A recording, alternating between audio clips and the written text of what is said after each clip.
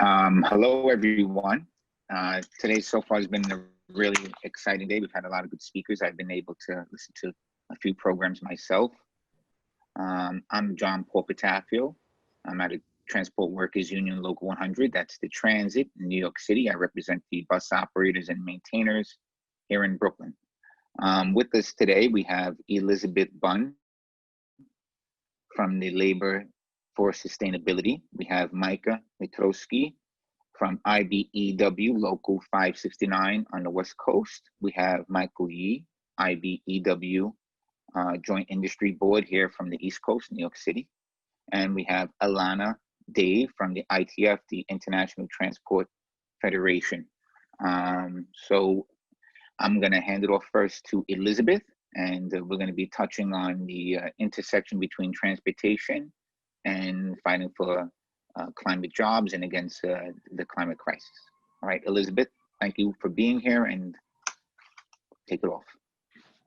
Thank you, JP, and thank you. Big shout out to Cornell and Climate Jobs New York for sponsoring and hosting this summit. It's been an amazing event. You should feel really proud of yourselves.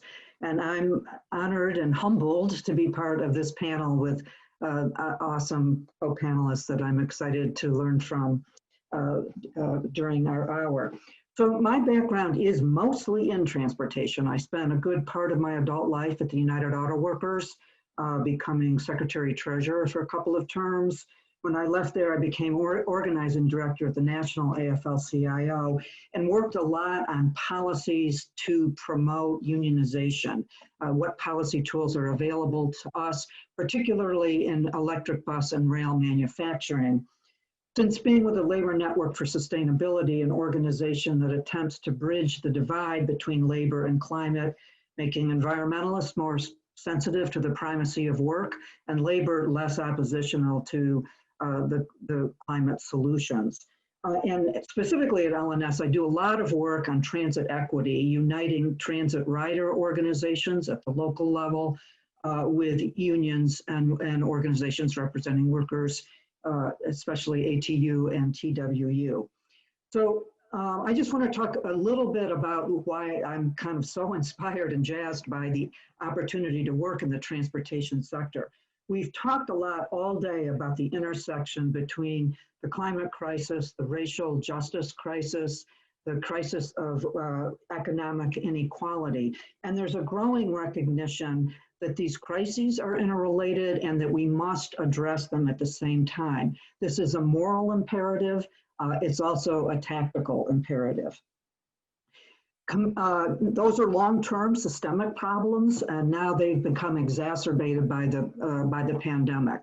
We all know that public transit ridership is way down because of the pandemic, but we cannot use that as an opportunity to decrease funding. Instead, we need massive, sweeping, additional investment. New York City is facing a deficit of more than $16 billion by 2024. A third of transit agencies are delaying much needed capital projects. But transportation is key to addressing all of the crises that we have been talking about all day. In terms of the climate crisis, the transportation sector is the largest contributor to greenhouse gas emissions in our country. Public health, emissions from gas-powered engines are a public health issue even beyond climate. Particulate matter affects air quality, causes asthma and many other diseases, especially in children. And preliminary research shows that people living in communities with a significant exposure to air pollutants have increased risk of hospitalization and even death if exposed to COVID-19. Transportation is also a worker issue on both sides. Public transportation takes essential workers to work. I do most of my work in Maryland, and here more than 1 in 3 transit riders work in essential job sectors, and the greatest share is comprised of hospital and healthcare workers. This is how these workers get to work. They rely on public transportation. In Baltimore, almost 30% of households don't have access to a car. Availability, access to transit is one of the most important indicators of social mobility. Public transportation jobs, as we know from you, JP, is are high quality jobs. Union density is high, the workforce is diverse, and good wages and benefits ripple throughout the economy. According to the American Public Transportation Association, for every $1 invested in public transit, approximately $4 is generated in economic returns. So bottom line to all this, we can't allow the short-term impact on public transit to derail, no pun intended, our long-term need to clean up the transportation sector. We have to expand public transit, electrify all vehicles, and bring manufacturing jobs to assemble and make those electric vehicles here in the United States with unionized workers. Thank you so much. Elizabeth, thank you for that brief but really concise analysis of the situation. And a lot of that information is very helpful. So hopefully later on we'll be able to talk about it some more. Next, we have Micah Mitrosky, which she's from the West Coast, IBEW, and welcome. Thank you, JP, and thank you to the organizers, Cornell and Climate Jobs New York, for the invitation. It's a real privilege to be able to serve on this panel today. My name is Micah Mitrosky. I'm the environmental organizer with IBEW Local 569. Shout out to Brother Michael Yee, IBEW Local 3. Great to be on this panel together. And a little bit of background, we represent over 3,400 members in Southern California, San Diego, and Imperial counties. We are a construction local, so our members build things like schools, hospitals, renewable energy projects, sustainable transportation projects, which we'll talk a little bit more about. I've been on staff with the local for about 10 years. I'm a little bit of a unique hire. I came over from the environmental community. However, I grew up in a union construction family, and my role started with renewable energy and has expanded more and more in recent years into clean transportation for a variety of reasons. There are many opportunities to create union jobs. As Elizabeth highlighted, in order to solve the climate crisis, we must address transportation. And then of course, there's a critical equity component, which I know we're going to talk more about in some of our discussion. Two areas where Local 569 is very active in clean transportation and actually doing a lot of coalition partnership work with the environmental community, community allies, and environmental justice partners are in the areas of mass transit and transportation electrification. So in terms of construction and maintenance build out, which is the type of work that Local 569 members do, obviously, you know, mass transit, building out and expanding our mass transit system so that we are providing alternatives to the car. So expanding our rail lines, lengthening our rail lines. I don't know if many of you have been to San Diego and tried to use our mass transit system. If you have, I'm sorry.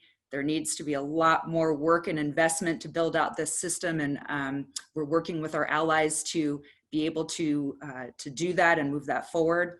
Also investing in active transportation, so safe biking and walking paths, and building out that infrastructure so people can, you know, do active transportation in a safe manner.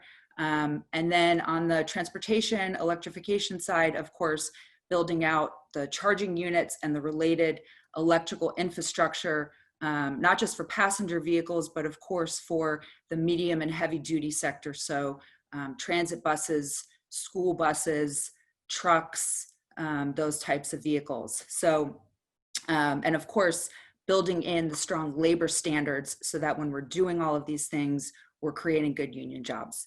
So I'm going to stop there. I know we're going to talk a lot more about these things, and I'll kick it back over to JP. All right, Micah, thank you. It's really important to focus on how transit jobs isn't just driving the transit vehicles, but also this whole build out of the infrastructure. It's really key.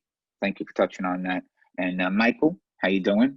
We're in Climate Jobs New York together. So you're up next, my friend. Thank you, JP, and I'm honored to be on this panel with so many distinguished climate warriors. Micah I've known for quite a while, and I've met each and every one of you at various other functions as well. I know Alana at TUED, seen her there, and Elizabeth at Labor Network for Sustainability. Micah and I are members of the IBEW. I'm a 33-year member of the organization. This fall will be 34 years. I currently work for a labor management group within Local 3 and the unionized electrical industry in New York City. It's the Educational and Cultural Trust Fund. I'm the director, and we're charged with the continuing education benefits for members of Local 3. For 20 of the years that I was a member, I worked in a cogeneration facility. You know, since being on staff, I have been tasked with a lot of green initiatives, and I'm proud of that. And I'm able to do that because of the leadership within our electrical industry. And notably, Chris Erickson, the business manager of Local 3, he's a climate warrior. And at the People's Climate March in 2014, he led a delegation of Local 3 members throughout the city to emphasize what's happening with climate change. And it's our responsibility to do what's right. And he said in his remarks, you know, when people of good conscience come together, there will be change. And this organization, Climate Jobs New York, I think is just an extension of that and is moving us forward in the right direction.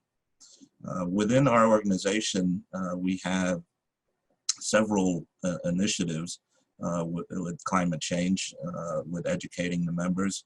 We have a critical thinking program, which is like a residency program on the weekends at our Long Island Education Center that we focus on different topics. One of the years that we did climate change, and we had subject matter experts come out and speak to 45 members each weekend from April till November. And it was impactful. The membership got it and they became engaged. And we are making sure that we do the continuing education part, the skills enhancing, so that we can have members on these various renewable energy projects and climate change projects. Solar, offshore wind, which was a panel discussion that I was on earlier, listening into our business manager and others within New York City talk about that emerging industry. But with transportation, I think it's key that we green that sector. And electric vehicle charging, I think, is going to be something that we need to ramp up here in New York City. There's an initiative by the DOT to do curbside charging. It's kind of hard in New York City, you know, to provide charging stations for the 8 million plus folks, you know. But we have a great mass transit system that Local 3 has been involved with doing work closely with the MTA to make sure that that system runs efficiently. And I know JP is part of the surface fleet in Brooklyn, one of our great boroughs. And I know electric buses are going to be a big part of electrifying the New York City mass transit system. It had a subway system that was electrified for going on, over 100 years, right, JP? So I think it's time that the buses catch up with it. And I'm proud that Local 3 members are going to be, helping to pave the way for making that a reality. So with that, I look forward to discussing greening the transportation sector with my fellow panelists. All right, Michael, thank you. I can't say enough how important it is to educate our membership about this whole green jobs and this Green New Deal, and what the work that you do is really key, because without that shift in consciousness, we're going to have a big problem in moving anything. So yeah, I know it's hard. I'm going to keep on tapping into you when I need some advice. And last but not least, we have Alana Dave from the ITF. So welcome. Hi, and really nice to be with my fellow trade unionists on the panel and other kind of trade union activists in the room.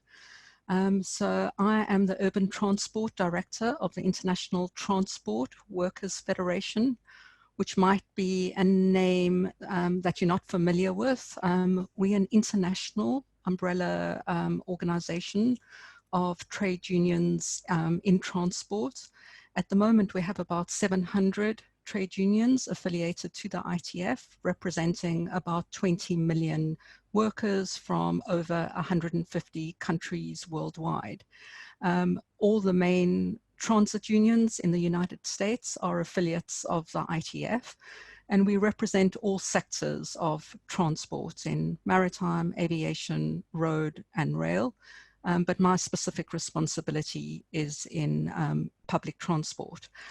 And really what I want to do is just make a few comments about a strategic program of work that we have on public transit, linking industrial issues to wider issues of climate and social justice. Now, underpinning the program is a recognition that a real massive improvement and expansion of public transport is necessary in order to prevent a climate catastrophe. And public transit is the only real alternative to the private car. You know, with high quality investment in public transit, there will be millions of direct and indirect jobs created at the same time as we are reducing emissions. And that's important to us as a trade union movement. But I think what's also important is that we need to organize to ensure that these new jobs are decent jobs with good organizational and employment rights for our members. And what we've seen over the last decade globally is that terms and conditions for workers in public transit have actually deteriorated. So there is no guarantee that the new jobs will be good jobs unless we build our strength as the labor movement to ensure that. In fact, in the majority of cities around the world, particularly in the developing world, the majority of transit workers are still informal, with no legal rights, no social protection, and none of the kind of benefits that we would associate with formal employment. What I think is also important, the narrative that we have in this program, is that the climate crisis means that we as trade unions also need to have a perspective on transit beyond just work and employment issues. It's really important for us to be linking work and industrial issues to the wider question of transport poverty, affordable public transport, access to public transport, as well as gender responsive public transport. So we feel that the climate crisis gives us an opportunity to not only address employment issues, but also as the labor movement, together with our allies, to demand an alternative social model of public transport based on democratic participation of workers and communities. And we feel that only if we address the structural model of public transport, can the delivery of all the economic, environmental, and social benefits of public transit be guaranteed. And I think this has really big implications for our organizing strategy as unions. So the way that we've approached it in our public transport global program is that, of course, as trade unions, we need to be focusing on our bread and butter issues and building our industrial strength in public transit. But we also need to position ourselves politically to have proposals and to try and influence decision-making about the ownership of transit, the organization and financing. And we've seen particularly now with COVID-19, how important the issue is of financing of public transport. So we're building our industrial strength, but at the same time, we are positioning ourselves politically as the labor movement to win a different model of public transport. And just to conclude my comments, in order to both have that kind of influence industrially and politically, it's really important that we have clear proposals as the labor movement for what that model could look like. And we've developed a people's public transport policy that addresses issues of ownership, of financing, of worker control, of technology, of climate and decarbonization, including electrification, decent work, as well as gender equality in public transit. And that provides us with the framework to both position ourselves industrially as well as to influence the model of public transit of the future. Thanks. Well, thank you very much, Alana. That was quite a bit to think about. Obviously, public transportation should be at the center of what we're talking about, and those principles of ownership, organization, and financing, and a political strategy around that is absolutely key. So thank you for those comments. Now we're going to move on to some questions, and I think Sean is going to jump in. Hi, folks. If anyone does have questions, you can pose them right in the Q&A function. But the first one that I've got is, so we speak about transportation in the context of kind of being the key to addressing the climate crisis. How do we talk about this considering our ongoing health crisis, and how are the two linked? I can jump in on that one. All right, go ahead. So in California, transportation represents roughly 40% of greenhouse gas emissions. And I think Elizabeth touched on this too in her comments. I know across the country, it's a large part of GHG emissions. And, you know, we also know that it's a big source of air pollution that's harming people's health. We know from the data, in fact, the American Lung Association just put out a recent report that communities of color are being disproportionately harmed by air pollution. And we're, you know, also seeing with COVID that this is a crisis that has hit communities of color and working families the hardest. These are all issues of social, racial, and environmental justice, and they're all interconnected. So I think when we're thinking about, you know, our climate work, our transportation work, we need to center it around equity. We need to prioritize our environmental justice and frontline communities.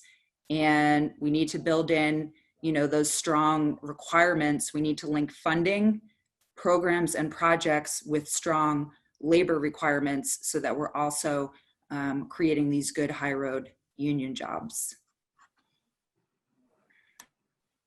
Would anyone else like to jump in on that? I mean, she answered it very well, but anybody else want to add something? Yeah, JP, could I come in on that? Because I really agree with what Micah is saying. And I think at the moment we're seeing some really interesting contradictions. Because of COVID, we're seeing transit really at a crossroads with such a significant drop in ridership, funding crisis, you know, with some public transport authorities on the verge of bankruptcy. And I think this presents us as a trade union movement and progressive organizations with a real opportunity to intervene with some of the ideas that Micah has raised. Because I think if we don't do that, the real risk is that these bankruptcies and debt will become an excuse to withdraw even further from safe, accessible public transit.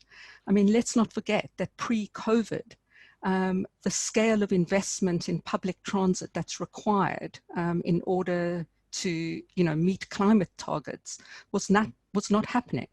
So will the pandemic become an excuse to avoid that investment, or will it open up the market to more private operators to make profit and use this as an opportunity to step in and fill the gap? So I think the ideas that Micah's raising is really, really important, that we exploit the current contradictions and make sure that that vision and model of public transit is kind of what succeeds. All right, thank you. Sorry, the next question that was posed in the Q&A is sort of related, and it's posed to Alana. It's kind of a follow-up. What do you think about the continued development and future of public transportation, and how should we succeed in advocating more public transport now that more and more people are choosing to travel by car due to coronavirus? So that question was specifically for me. I completely agree, and it takes me back to the comments that I've just made now. I think, on the one hand, there's this possibility that there will be a withdrawal from mass transit and more people go into their private cars, or we organize and mobilize and ensure that the public financing that's necessary for public transit is there. But in order for that public finance to be there, I think we need to have very clear proposals on what public financing can look like. And that's not about public-private partnerships. It's about progressive taxation. In some countries around the world, for example, there's a tax on employers in city centers that benefit from public transit. We need to look at public partnerships. We need to look at cross subsidies between public services. And let's not forget, because I know you've got in some cities in the United States, there's free public transit. So how do we turn transit from being a commodity into a service for citizens? So I think all those ideas about what public financing could look like are the kind of ideas that we need to be putting forward at the moment in order to save the public transit industry worldwide. Does anybody else want to tackle that question as well? Some more additional insight? Because I know here in New York City, we are facing a serious crisis, both of ridership and funding. And it's a self-negative, it's a loop that's feeding negatively one upon the other. Because without the funding, we're not going to be able to do the proper cleaning of the transit facility. And of course, that's not going to have people come into ridership. So this whole question of positioning oneself politically and then pushing forward a progressive taxation to fund it is absolutely on the mark. If there's no one else, Sean, another question? All right. How do we equitably transition transportation infrastructure in rural areas where public transportation is less feasible? And I've got a follow-up after that. Would someone like to try to tackle that? Okay, so I'll try to tackle that. Because we have the Transport Workers Union and the ATU. We do represent smaller transportation locals. And of course, I think one of the speakers talked about it, that without that transportation, the ability to find a good job or the ability to keep a good job without that bus going in those rural communities, bringing them to the job centers, because a lot of the population does not own cars. I know in Brooklyn, more than 50% of the people in Brooklyn don't own cars, but I'm sure that statistic is also true in these more rural communities. So we have to find a way to link up and expand the transit systems. And that's also, I know a lot of these smaller transportation jobs that we have in the rural communities and the small towns and throughout America, they're on the edge. They're about to go bankrupt. And it's always a fight for very, very scarce resources. So it comes into question of public transportation is really, really primary. And I think when we have these plans of expanding transportation, we have to really think about just like they did with cars. They built highways and they built communities, and they built these communities based around cars. And of course, there's a dead end, right? We all see that we keep on going this way. Micah said the highest 40% of pollution in California is from vehicle exhaust. I know there was an article in New Jersey very similar. They want to have all electrical vehicles, but we need a public transit system like they have in other countries that's more robust, that goes into the communities outside of the big cities. And I know, I think we need to position ourselves. As Alana said, we have to figure out ways of positioning ourselves so that we could affect the political structure. I mean, we have all of these Congress people, and some of them are Republicans, but certainly the constituents need to get to jobs. So we have to figure out a way to apply pressure to them. I don't know if anybody else would want to add some comments. Well, JP, I just want to echo everything you said was spot on. One particular point I want to highlight is this idea of thinking about public transportation as a system. Just like we have an energy system with a grid that supplies energy to all residents, no matter where they live. For the most part, we have a phone system that kind of sort of does that.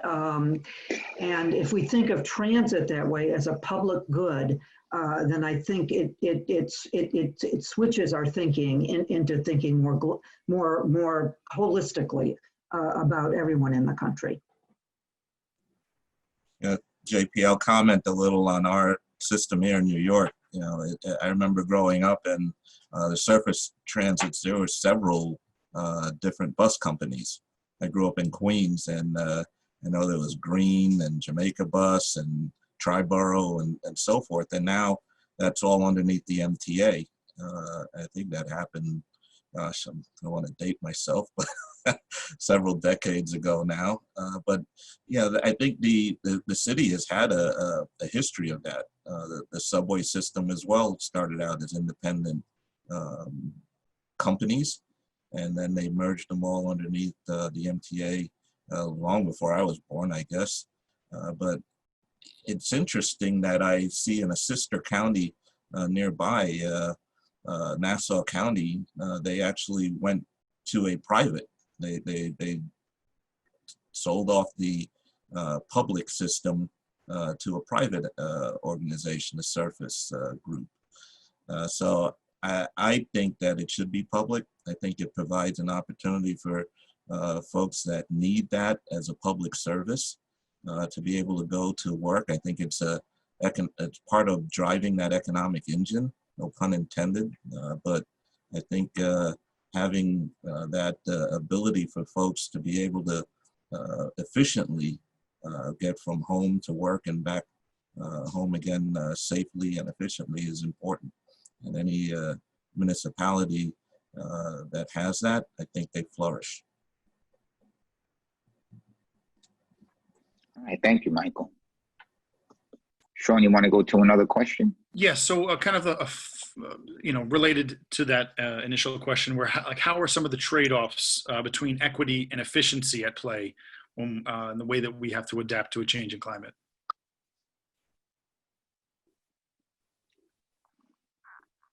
Would someone like to tackle that, the trade-offs between equity and efficiency? I think as we're thinking about our clean transportation future, we have to build in the core pillars of equity, workforce, and reducing GHG to get to, reducing climate pollution to get to zero emission, and reducing air pollution. And I think it's all about how we craft the policies and the programs and what we build into these initiatives. And we have a real opportunity to transform our transportation system as we're seeing it right now.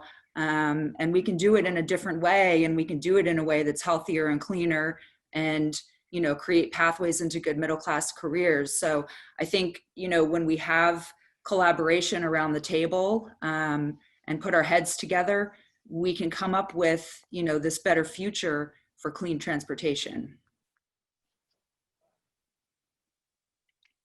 I would like to just add something to that as well. I don't think it's a trade-off between equity and efficiency. I wouldn't see it that way. I think it's equity plus efficiency equals a cleaner environment. Buses move, I think the average salary of the worker that takes a New York City Transit bus is below $30,000. And like I said before, 50% of Brooklynites don't own cars. So it's both equitable because it is a public service that's for everyone, and it's efficient when it's done well and when it's structured well. And when we build the infrastructure for buses and bikes and pedestrians rather than just cars, it also makes it cleaner and safer. So I don't know if I would call it a trade-off, personally. I don't see it that way. If there's no other comments, Sean? Okay, so we spoke about some of the other opportunities to address the climate crisis through public transportation.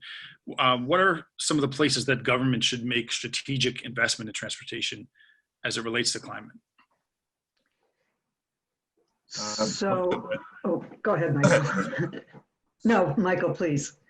I would note, I think in July, the governor did a EV Ready program, pumping millions, tens of millions of dollars into electric vehicles. I think that's going to be a game changer here in New York State. And I think New York City is going to benefit quite a bit from it. I think with the surface transportation that the MTA has. How many buses does the MTA have, JP? Over 5,000. Yeah, and I know just in that initial announcement, there's going to be a big push to electrify quite a few of those. And I know that's not just going to be the end of it. I know the governor, I have to applaud Governor Cuomo for his initiatives that he's had in the last few years since he's embarked on cleaning up New York's climate greenhouse gas emissions and making New York State a leader in climate change initiatives. And so I think that that's a good focus right there. Public transportation, cleaning that up, electric vehicles as far as for personal use as well. If people are going to be driving, I think they should be driving electric vehicles. I know I'm on my third hybrid unit in the past decade, and so it's something that we got to get out there, and that is part of the governor's program as well, is education to consumers about the advantages of using electric vehicles and the initiatives that he's got going. Yeah, can I just add a couple things? Agree with everything that Michael just said. And when we talk about electrification, I would be remiss we would be remiss if we didn't also talk about electrifying school buses. The fumes that our children are breathing in these diesel school buses is just, it's just unconscionable what we do to our children in those buses, not to mention that the communities that drive in. And I want to bring in some of the other links to equity that we've talked about and also to good jobs here, because as you electrify passenger and school buses, let's make those vehicles in the United States. Let's use our policies to bring back jobs from offshore and to have a real industrial policy and to make sure those jobs are union. I know, Micah, in California, Los Angeles, and at the statewide level, there's been great work around all of these issues. And then the only other thing that I would want to say is let's also not forget medium and heavy duty trucks beyond just public transit. We've got to electrify those as well. And IBEW, I'm guessing that we're going to really need to modernize that grid when we're all plugging in with our electric vehicles, and schools and municipalities are plugging in their buses as well. All right, thank you. Sean, you have another question? Yeah, so as far as expanding all of that, how does transportation procurement coincide with this discussion? Well, Well, I think Elizabeth touched on it, but I think, does anybody else want to hit on that? Procurement and the expansion of public transit?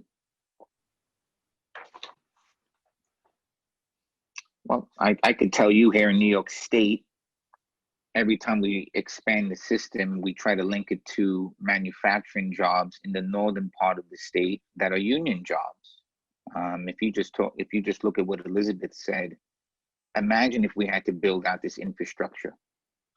Of course, if the unions are positioned correctly, that's very good union jobs. So when you were talking about procurement, the procurement has to be a union job, right? We don't want it to be in a place where there's non-union or they're hostile to unions. We want to be able to make sure that they're built for the union. And you're talking about machine shops, you're talking about metal shops, you're talking about electrical shops. These are really good jobs. These are skilled jobs, and it layers out. I mean, how many apprenticeship programs could we create, trying to figure out in the community schools, educating the future workers to fill into these jobs when we talk about procurement, because procurement, it really is manufacturing. That's how I see it. I don't know how other people may see it on the panel. So in the U.S., the federal, state, and local governments spend about $2 trillion every year buying stuff. And that's our money. And we need to use that money to build strong communities. You know, if you look at all these tax giveaways, what's it done for our communities? Nothing. It's just accelerated the race to the bottom. So let's use our procurement policy to elevate wages and benefits and training programs and hiring from disadvantaged communities. We can do all these things through procurement. There's a great program from Jobs to Move America, which I'll give a shout out to, that does just that, the U.S. Employment Plan. So I get really excited talking about procurement and the possibility of a new administration in Washington that can change some of these rules to actually benefit people, and then bring it down to the state and local level as well. Yeah, I agree with JP and Elizabeth. You know, procurement has to be tied to good jobs as well. And I think we're fortunate in New York State that big capital outlays such as subway cars and buses, there's a tie-in that they have to set up some facilities, manufacturing facilities in New York State to do it. And I got to say, I'm going to go back to that announcement in July. You know, the governor in that also said that the work will be done by Utility Workers of America and the IBEW. And that's refreshing to hear a politician do that.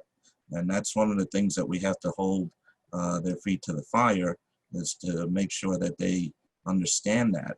Because our adversaries, the New York City Mayor de Blasio just signed a PLA with the New York City Building Trades for city work. And right away, there's our adversaries are out there saying, oh, that only means that it's going to benefit union members.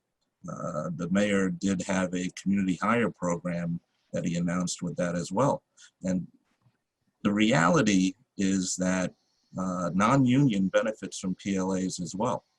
And they get an opportunity to bid on those projects. And if they are the most reasonable and qualified bidder and lowest bidder on that, they'll get that project. They just need to then sign an agreement with the union, but then their workers and folks in communities are getting opportunities there. And so the same thing goes for manufacturing. We got to set up manufacturing inside impoverished communities that need that work opportunity, and help them, the citizens in New York and New York State, get a leg up. And because we're in a dire straits right now, and to look at the opportunities that are going to come from climate change initiatives, renewable energy projects, we got to make sure that they're good jobs with good union benefits.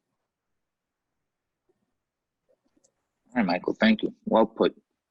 Sean? Absolutely. So in light of that answer, if anyone cares to expand on, also in light of the PLA that you mentioned, like what are some of the best ways to ensure that these manufacturing jobs, these infrastructure expansion jobs are going to be good jobs?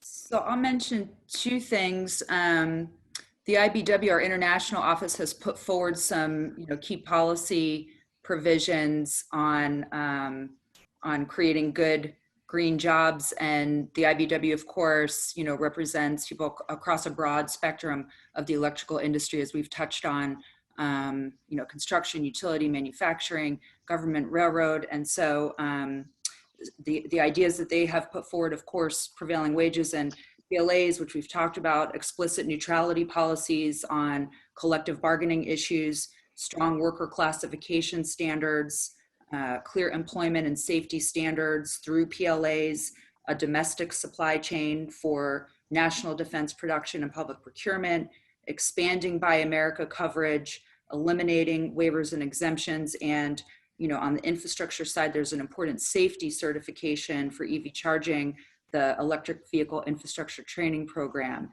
And the other thing that I'll mention that some of you may have seen, UC Berkeley Labor Center just put out a very comprehensive report. Carol Zabit and her team, it's called Putting California on the High Road, a Jobs and Climate Action Plan for 2030 that has some very comprehensive recommendations related to job quality, equity, and climate resilience. And that just came out in the past couple of weeks. So that's also, I think, a really good document to kind of review and see the ideas that are being put forward there as well. I would also add quickly that we have to make joining a union much easier. And I think one of the first things we need to do is clean out the White House. People should be able to have a union job. 65% of the country wants to be in a union. So we need to have this nonsense of these elections that take so long and just have like a simple card type of process. We have to make unionization easy, because once we have more unions and more union members, I think everyone would agree everything improves. So I know I don't have a magic wand, but I think that's it, at least on one level. Does anybody else want to add anything to that? Well, I would just say on the public side, let's make sure that the public jobs stay public and are not privatized, and that we look very skeptically at public-private partnerships for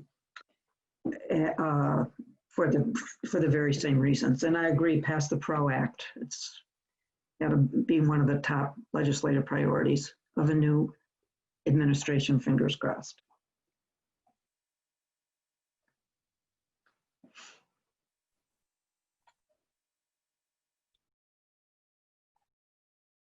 Okay.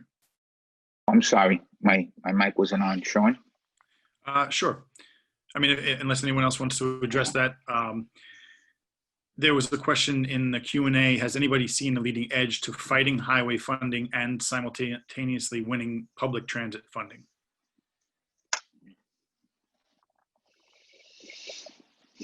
Does anybody want to take a stab at that, fighting highway funding? I mean, I think the difference between, and maybe Elizabeth, you know the stat between what highway funding gets as opposed to public. I know there's a great difference between the two. I don't know if it's even been increased for public funding for quite some time. I know every year there's a big fight when we go into the federal budget of bringing more money to the public transportation side as opposed to the highway side. But I don't have those numbers off the top of my head.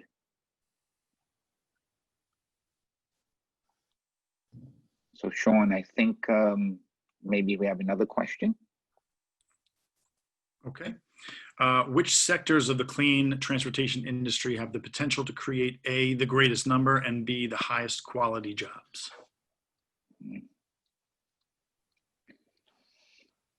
Alana, you want to take a stab at that? If I ask the IBEW, we know what they're going to say, so.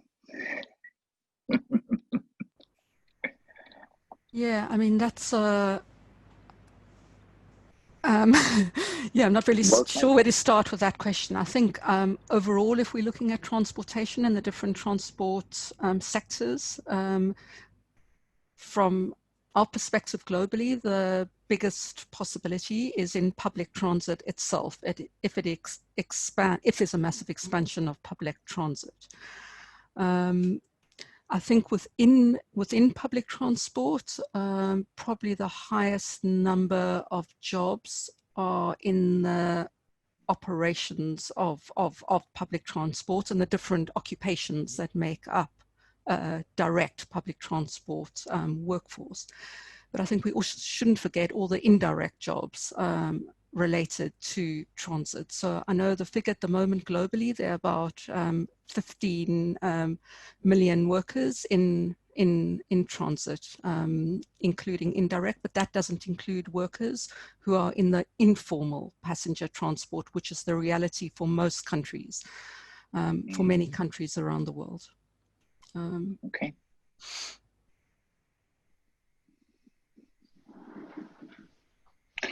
All right, Sean, do you have another question?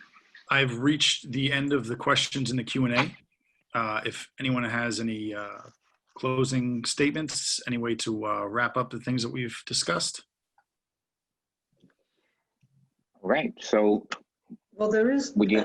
I just want to make one point that we've alluded to, but I'm going to just take it on directly, which is as we're electrifying and doing more manufacturing in this country, these jobs have to be union jobs. And I'm going to point out automobiles because my UAW brothers and sisters would be very angry if I did not.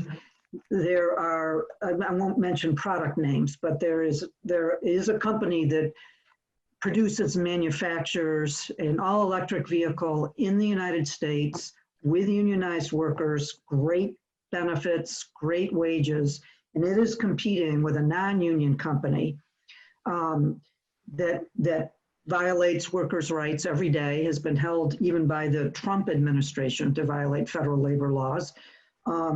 It's a company that happens also to make solar panels and violates federal labor laws in Buffalo, New York. And we have to be serious about this. If we're going to transform our whole energy system, let's transform our economy at the same time and not allow it to become a transformation that's not just. So is there anyone else that would like to make some closing statements, piggybacking off of what Elizabeth had said? I'll just say that you know, the job creation, and I know we've kept saying that they've got to be good jobs.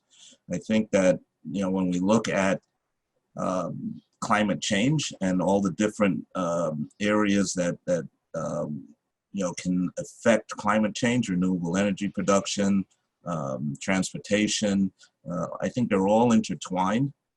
And Elizabeth was talking about a specific company that is involved in transportation, but also in solar generation, and I'll add, Elizabeth, storage as well. And so we got to be very careful.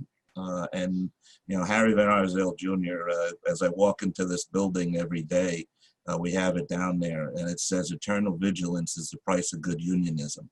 And that's what we got to do. We got to make sure, and we got to get our members, we got to get the masses out there to understand what it is that is at stake. Because we have the climate change, but we also have the labor movement that's at stake. And we got to make sure that we tie them together, and the voting is important because we don't want them voting against their own economic interests, and also the security of the planet as well and the environment. We don't want them voting against those things, because too many times our membership only see one item that they like somebody, a candidate, and they just go in the voting booth and vote for them, not realizing at the end of the day that their job is at risk, and the climate is also, our environment is at risk. And so we got to make sure we educate our members. Would someone else like to say a few comments before we close up? All right. So I just want to also say that I think the union movement in America has a tremendous task ahead of it. I think right now we're woefully behind. I mean, if you look at the Northeast Corridor as a speed rail, or even our major national public transportation that moves hundreds of thousands of people, it's kind of in a pathetic shape. And I think the union movement has to really, we're at a crossroad, environmentally, economically, politically, and socially. And the union movement is the great democratic institution in America that needs to really drive this change. We need to do so much when it comes to combating the environment. And we need to really pull together because the opportunities are there. We live in the richest nation and we have tremendous potential and resources personally and technologically. We just need to grab that political power. That's the one thing we don't have. And the unions are able to do that. So if we do want to make the changes that we need environmentally, socially, for justice, I think the calling is now. So that's how I would, anyway, that's how I see it. Anyone else? I mean, Sean, where are we at? That's about it. If no one else has a closing statement, I believe that is it. JP, thank you. All right. So I want to thank each one of our panelists. This was a great discussion, and I look forward to working with all of you and seeing the change that we're going to make happen. So thank you, everyone.